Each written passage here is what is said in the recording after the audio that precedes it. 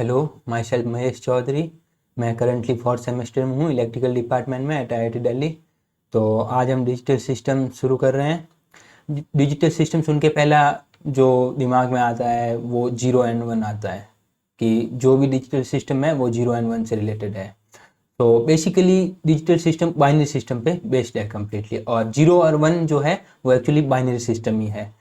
तो binary system शुरू करने से पहले हम थोड़ा बेसिक पढ़ेंगे कि किसी नंबर को बेस आर में दे रखा है तो आप डेसिमल में कैसे कन्वर्ट करोगे, डेसिमल में दे रखा है तो बेस आर में कैसे कन्वर्ट करोगे, एंड देन हम बाइनरी पे जाएंगे और उसे करेंगे। तो शुरू करते हैं। सबसे पहले बेस आर टू डेसिमल में कन्वर्ट करना सीखते हैं। तो बेसिकली किसी भी नंबर को रिप्रेजेंट करने के लिए हम सिंपल यूज़ कर रहे हैं कि like decimal then to the left जो integral part and to the right fraction part. तो सिंपल सा फॉर्मूला है, लिख रखा है। तो बेसिकली यहाँ पे A0, A1, AI वाट एवर वो सभी एक डिजिट को रिप्रेजेंट कर रहे हैं बेस में। और बेस कैसे पता करते हैं वो हमेशा यहाँ पे दे रखा होता है सुपरस्क्रिप्ट में कि बेस क्या है। अब लाइक हियर यहाँ पे एक मिनट, हाँ यहाँ पे ये बेस जो है वो अपना आर है। तो बेस आर में दे रखा है और हमें डेसिमल में कन्वर्ट करना है। इसके लिए क्या करना है, सबसे पहले to the decimal separate and decimal के लेफ्ट वाले को अलग करो, राइट वाले को अलग करो। अब लेफ्ट वाले के लिए जो वंस पे डिजिट है दैट मल्टीप्लाइड इनटू बेस की पावर 0, और जितना आप लेफ्ट में जाते हो उतना सिंपली पावर को, बेस की पावर को एक एक से इंक्रीज करते जाना है एंड मल्टीप्लाई करते जाना है डिजिट के साथ। और टू द राइट जो है डेसिमल पॉइंट के, उसे सिंपली सिंस 0 आ गया तो एक एक कम करते रहना है, -1, -2, -3, तो इससे हो जाएगा।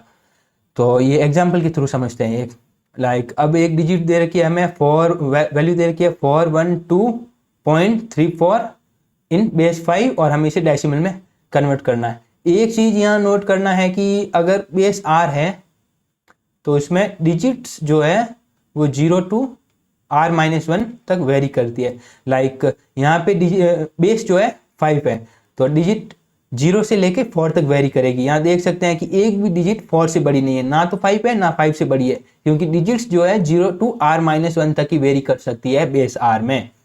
तो इसे सॉल्व करते हैं सिंपली। 2 जो है वो वंस के प्लेस पे मीन्स A0 के करस्पॉन्डिंग है। तो यहीं से शुरू करते हैं। डेसिमल के लेफ्ट वाली है, पहली डिजिट है 2, तो 2 मल्टीप्लाइड विद बेस ईयर है 5, तो पावर 0। देन और लेफ्ट में बढ़ते हैं, देन 1। सिंस लेफ्ट में बढ़ रहे हैं तो बेस की पावर को एक एक से इंक्रीज करते जाना है। देन 4 मल्टीप्लाइड विथ 5 की पावर 2, एंड अब पॉइंट डेसिमल पॉइंट के राइट वाले के लिए 3 मल्टीप्लाइड विथ 5 की power -1, and then 4 multiplied with 5 की पावर -2। इसे सॉल्व करेंगे तो आएगा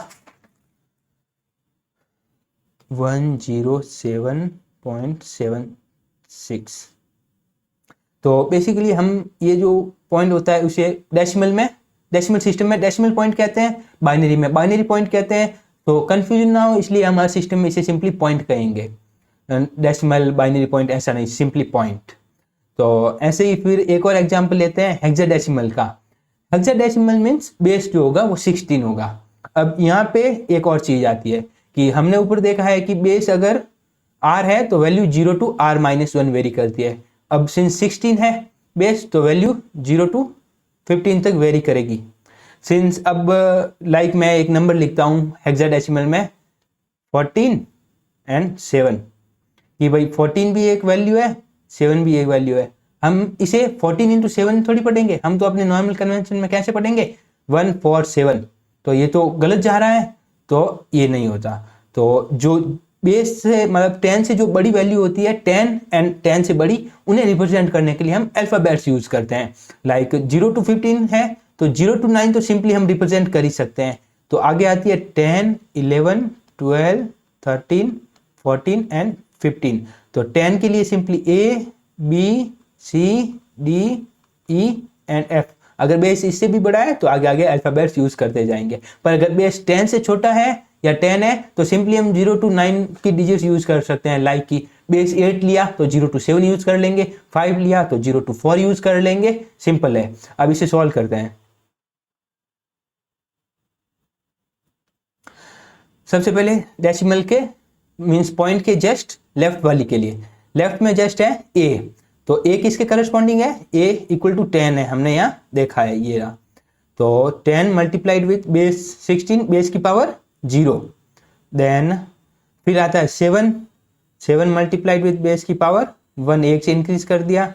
देन e किसके बराबर है, e इज इक्वल टू 14, तो सो 14 मल्टीप्लाइड विथ 16 की पावर, यहाँ 1 है तो यहाँ एक से इंक्रीज किया 16 की पावर 2। देन अब to the right of the decimal b है, तो b करस्पॉन्डिंग टू क्या है 11, तो 11 मल्टीप्लाइड विथ 16 की पावर -1। इसे सॉल्व करेंगे तो आएगा 3706.6875। तो सिंपल है, एक दो और एग्जाम्पल करोगे, ट्राई करोगे तो हो जाएगा, सिंपली समझ में आ जाएगा। तो हमने पीछे सीखा है कि बेस आर में दे रखा है, डेसिमल में कैसे कन्वर्ट करना है। अब हम सीखेंगे डेसिमल में दे रखा है, बेस आर में कन्वर्ट करके दो, तो उससे भी एक एग्जाम्पल के थ्रू करते हैं, देखते हैं। तो सिंपली एग्जाम्पल है 107.76।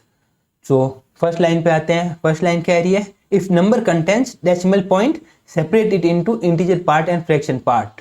तो सिंपली यहाँ पे रहा डेसिमल पॉइंट, तो डेसिमल पॉइंट के लेफ्ट में होती है इंटीग्रल पार्ट, और जो राइट वाला पार्ट होता है उसे फ्रैक्शन पार्ट कहते हैं। तो इसे करने के लिए फिर पहले सेपरेट कर लेते हैं। 107 जो है integral part, then decimal and 76 this is fractional part. So अब ये सेकेंड लाइन में क्या कह रहा है कि इंटीजर पार्ट और फ्रैक्शन पार्ट को अलग अलग सॉल्व करना है। इंटीजर पार्ट को सॉल्व करने के लिए हमें इसे बेस से डिवाइड करते रहना है, और जो क्वेश्चन आते हैं उन्हें कंटिन्यूसली बेस से डिवाइड करते रहना है, और जो रिमाइंडर बचता रहता है हर बार उसे सिंपली एक्यूमुलेट करते रहना है। करके देखते हैं। तो नेक्स्ट स्लाइड पे करते हैं इसे। यह है 107, ये है इंटीग्रल पार्ट। इंटीग्रल पार्ट को करते हैं। बेस क्या है अपना 5 की डेसिमल में दे रखा है, बेस 5 में कन्वर्ट करना है, तो जो बेस है उससे सिंपली डिवाइड करना है। इसमें थोड़ा सा अलग कन्वेंशन यूज कर रहे हैं डिवाइड से। सिंपली हम क्या करेंगे, जो क्वोशिएंट आएगा उसे यहाँ लिखेंगे एंड जो रिमाइंडर आएगा उसे यहाँ लिखेंगे ताकि सिंप्लिसिटी रहे। तो यहाँ पे क्वेश्चन कितना आ रहा है 21, सो 21 इंटू 5 105। तो यहाँ रिमाइंडर कितना आ रहा है 107 minus 105, remainder is 2। Then further इसे डिवाइड करते हैं अगेन 5 से, बेस से कितना आ रहा है 4, then divide by means 20, 21 minus 20 कितना रिमाइंडर आ रहा है 1। तो इसे फर्दर सिंपली हम यहाँ पे भी रुक सकते हैं कि जब भी जो क्वेश्चन है वो बेस से छोटा आ जाए तो वही रुक जाना है, और यदि हम आगे सॉल्व करें तो भी वही है कि करके देखते हैं क्या होता है, सिंपली समझ आ जाएगा। तो 5 से अगर मैं करता हूँ तो अगेन क्वेश्चन कितना आना है 0 ही आना है, एंड तो रिमाइंडर आफ्टर 4 बच जाएगा। तो एक स्टेप आगे करने से बेहतर है यहीं रुक जाओ, क्योंकि हमें सिंपली 4 ही लिखना है। तो अब इसे लिखना कैसे है, जो फर्स्ट रिमाइंडर आता है उसे सिंपली वंस डिजिट पे लिखते हैं, और जो सेकेंड उसे फिर सेकेंड पे, फिर देन 4, ऐसे लिखते हैं। ये हो गया इंटीजर पार्ट सॉल्व फॉर। अब फ्रैक्शन पार्ट को करते हैं। फ्रैक्शन पार्ट क्या है 0.76, इसे हम 0.76 भी लिख सकते हैं। तो इसे सॉल्व करने के लिए क्या कह रहा है, for fraction part multiply successive fraction part with base r and accumulating integer part till fraction is 0। सो हमें इसे सिंपली बेस से मल्टीप्लाई करते रहना। बेस अपना है 5, जब मल्टीप्लाई करते हैं तो एक इंटीजर पार्ट आएगा, एक फ्रैक्शन पार्ट आएगा। इंटीजर पार्ट को सिंपली एक्यूमुलेट करना है, और जो फ्रैक्शनल पार्ट है उसे फर्दर मल्टीप्लाई करते रहना है टिल फ्रैक्शन पार्ट 0 ना हो जाए। करके देखते हैं। अब है 0.76, इसे 5 से मल्टीप्लाई किया तो आएगा 3.80। तो इसमें इंटीजर पार्ट है 3, तो इसे 3 को अलग कर लेते हैं, और फ्रैक्शन पार्ट क्या बचा 0.80। तो इस बचे हुए फ्रैक्शन पार्ट को लेते हैं, इसे अगेन बेस से मल्टीप्लाई करते हैं, तो कितना आ रहा है 4.00। नाउ हियर यहाँ पे फ्रैक्शन पार्ट जो है वो 0 हो चुका है, कि 0 हो गया तो हमें आगे नहीं बढ़ना है, यहीं रुक जाना है। और अगर 0 नहीं होता है तो हमें कंटिन्यूसली मल्टीप्लाई करते रहना है, और जो इंटीजर पार्ट होता है उसे सिंपली लेते रहना है। तो जो सेकेंड नंबर पे इंटीजर पार्ट आया, जैसे जैसे सक्सेसिव आता है उसे टू द राइट लिखते रहना है।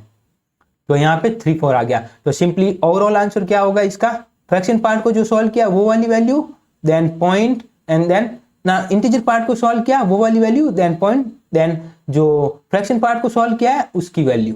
तो इसका आंसर बेस 5 में ये है। सो सिंपल है।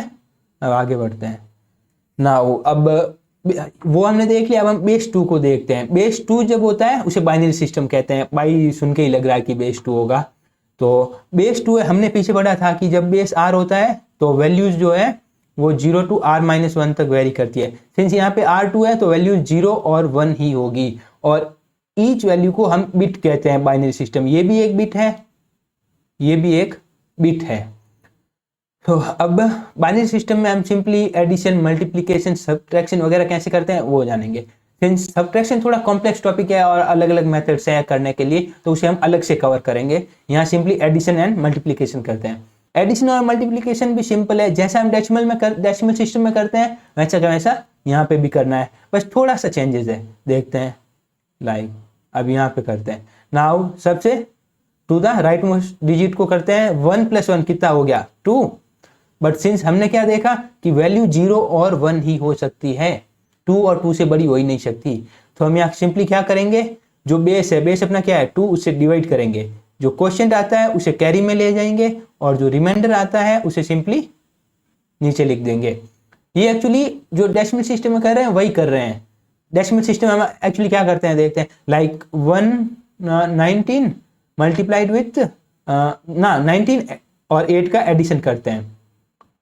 ये क्या हो रहा है 8 8 17, तो हम क्या करते हैं 7 यहाँ लिखते हैं एंड देन 1 कैरी करते हैं। तो एक्चुअली हम क्या कर रहे हैं 17 को हम 10 से डिवाइड कर रहे हैं, और जो रिमाइंडर आ रहा है उसे यहाँ लिखते हैं, और जो क्वोशिएंट आ रहा है उसे कैरी में ले जाते हैं। वो का वो सिस्टम हम यहाँ पे कर रहे हैं। रिमाइंडर को लिखते हैं एंड क्वोशिएंट को कैरी में ले जाते हैं। तो अगेन 1 + 1 2 हो गया, तो 0 remainder and 1 is quotient. Again 1 + 1 + 1 कितना हो गया 3, 3 डिवाइडेड बाई 2, रिमाइंडर भी 1 क्वोशिएंट भी 1, so remainder 1 quotient 1। Again 1 + 0 + 0 is 1, since 1 2 से छोटा है तो कुछ नहीं करना। Again 1 + 1 2, 2 divided by 2, remainder is 0 and quotient is 1, तो क्वोशिएंट को फिर आगे लिखा, तो ये सिंपली ये है। अब करते हैं मल्टीप्लिकेशन को। मल्टीप्लिकेशन का भी वही सिस्टम है, सिंपल है। 0 को किसी भी डिजिट से मल्टीप्लाई करो, 0 ही रहना है, तो कुछ करना ही नहीं है, सिंपली 0 0 0 0। देन डेसिमल सिस्टम हम क्या करते हैं, सबसे पहले मल्टीप्लाई किया, फिर एक स्पेस देते हैं, फिर नेक्स्ट डिजिट से मल्टीप्लाई करते हैं, देन 2 स्पेस देते हैं, ऐसे ऐसे चलता रहता है एंड देन फाइनली हम ऐड कर लेते हैं। तो इसमें भी यही करना है। तो 1 को किसी भी डिजिट से मल्टीप्लाई करो, वही डिजिट आनी है, तो सिंपली लिख देते हैं। अब इसे हमें ऐड करना है। एडिशन ऊपर सीखा ही है, वो ट्राई करना है, हो जाएगा आराम से। मैं आंसर लिख देता हूँ, आंसर आएगा 0 0 + 1 1 1 1 1 + 1 2 0 1 + 1 0, ये आएगा आंसर इसका। सॉल्व करेंगे तो हो जाएगा। तो यहीं पे एंड करते हैं। नेक्स्ट हम hexadecimal system and octal system सीखेंगे, वो भी बाइनरी से थोड़ा रिलेटेड है, तो हम वो सीखेंगे। एंड देन फिर आगे सब्ट्रैक्शन को भी अलग से कवर करेंगे, एंड देन बाइनरी कोड्स। तो ओके, थैंक यू।